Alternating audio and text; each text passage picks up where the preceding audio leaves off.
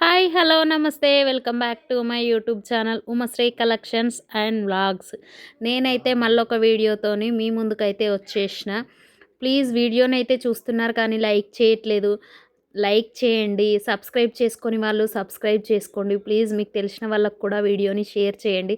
మన ఛానల్లో అయితే మంచి మంచి వీడియోస్ అయితే రాబోతున్నాయి ముందు ముందు. మీరైతే కంపల్సరీగా వీడియోకైతే లైక్ చేయండి ప్లీజ్.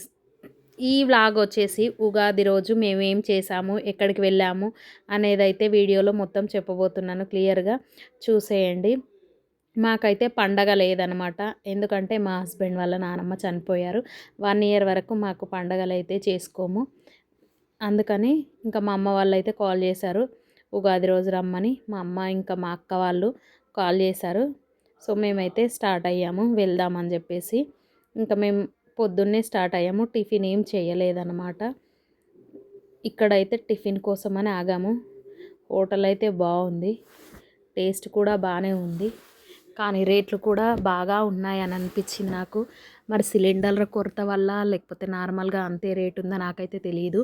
నేనైతే ఫస్ట్ టైము ఆ హోటల్లో తినడం, కానీ రేట్లు అయితే కొంచెం ఎక్కువ అనిపించినాయి బయట దానికన్నా.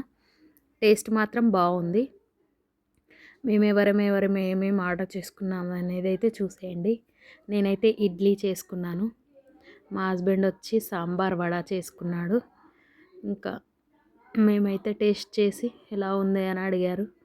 బాగుంది ఇడ్లీ అయితే అని చెప్పాను. ఇడ్లీ అయితే బాగుంది. మామూలుగా అయితే బయట తింటే ఇడ్లీ మధ్యలో అయితే అస్సలు నచ్చట్లేదు, పుల్లగా ఉంటుంది, కానీ చాలా బాగుంది ఇడ్లీ అయితే. ఇంకా మా ఆయన చెప్తున్నాడు వడ సాంబార్ బాగుంటుంది అని చెప్తున్నాడు. ఇక్కడ మా పిల్లలు వచ్చేసి పూరి ఆర్డర్ చేసుకున్నారు. ఇంకా ఆయన నా టిఫిన్ మీరు చేసుకున్నారు అని చెప్పేసి అంటున్నాడు. వీళ్ళైతే రెగ్యులర్గా వడ తీసుకుంటారు. ఈరోజు అయితే రివర్స్, వాళ్ళ డాడీ పూరి తింటాడు, కానీ ఈరోజు వాళ్ళు పూరి తీసుకున్నారు, వాళ్ళ డాడీ వచ్చేసి వడ తీసుకున్నాడు.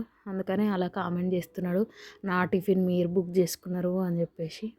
ఇంకా మా చిన్నోడైతే నన్ను తీయొద్దు వీడియో అని చెప్పేసి వేసిర్రు. పూరి అయితే గోలలేదు, నచ్చలేదన్నారు వాళ్ళు. వాళ్ళు కూడా సాంబార్ వడ ఆర్డర్ చేసుకున్నారు మళ్ళీ. ఇంకా మా అమ్మ వాళ్ళ ఇంటికైతే రీచ్ అయ్యాము.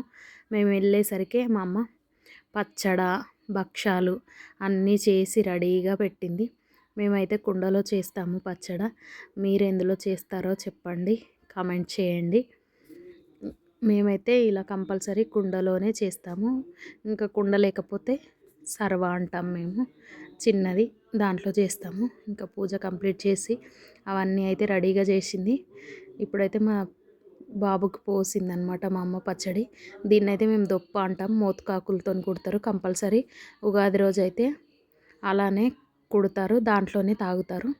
ఇంకా భక్షాలు టేస్ట్ చేయమని చెప్పింది అమ్మమ్మ. చల్లగా ఉన్నాయి, వేడివేడిగా వేసి పెట్టు అంటే మళ్ళీ మా అమ్మ మళ్ళీ చేస్తుంది. అవి అట్లనే పెట్టేసి ఇంకా మళ్ళీ వేడివేడిగా అయితే చేస్తుంది మా అమ్మ వాళ్ళు చేసి ఇవ్వమంటే. ఇంకా పప్పు భక్షాలు అయితే ఫేమస్. మా సైడ్ అయితే పప్పు భక్షాలే చేస్తారు కంపల్సరీగా. మీ సైడ్ ఏం భక్షాలు చేసుకుంటారో కూడా కామెంట్ చేయండి. పచ్చడ భక్షాలు, పప్పు భక్షాలు అయితే మా సైడు అదే చేస్తారు ఉగాదికి. ఫేమస్ పప్పు భక్షాలు కూడా. ఒక్కొక్కరు ఒక్కొక్క విధంగా చేస్తారు.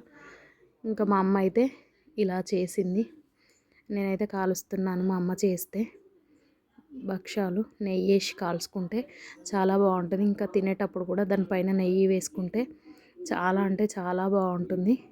చాలామంది మైదా పిండితో చేస్తారు, పూరి పిండితో చేస్తారు, కానీ నేనైతే ఎప్పుడు చేసినా గోధుమ పిండితోనే చేస్తాను.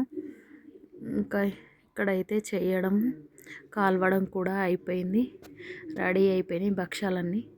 తినేసి ఇంకా మేము టిఫిన్ చేసాం కాబట్టి ఎక్కువేం తినలేదు, టేస్ట్ చేసాం అంతే ఎలా ఉందని. ఇంకా మధ్యాహ్నం వచ్చేసి మా చిన్నక్క వాళ్ళ ఇంటికి వెళ్ళాము లంచ్కి. నైట్ వచ్చేసి మా పెద్దక్క వాళ్ళ ఇంటికి వెళ్ళాము.